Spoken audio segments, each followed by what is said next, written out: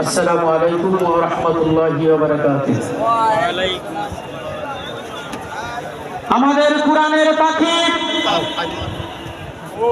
আল্লামা দেওয়ার হোসেন সাইদি আর যদি বেঁচে থাকতেন, ওনার আকাঙ্ক্ষা ছিল কোন একদিন এদেশের আকাশে কালেমার পতাকা পথ করে উঠবে। ঠিক কিনা মুসলমান?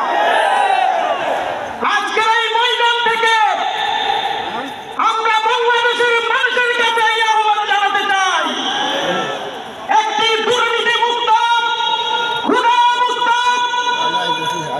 সন্ত্রাস মুক্ত বাংলাদেশ গড়তে হবে। বাংলাদেশ জামাতে ইসলামীর আহ্বানে কোরআনের শাসন কায়েমে এক হয়ে লড়াই করতে হবে। ঠিক কিনা মুসলমান? কোন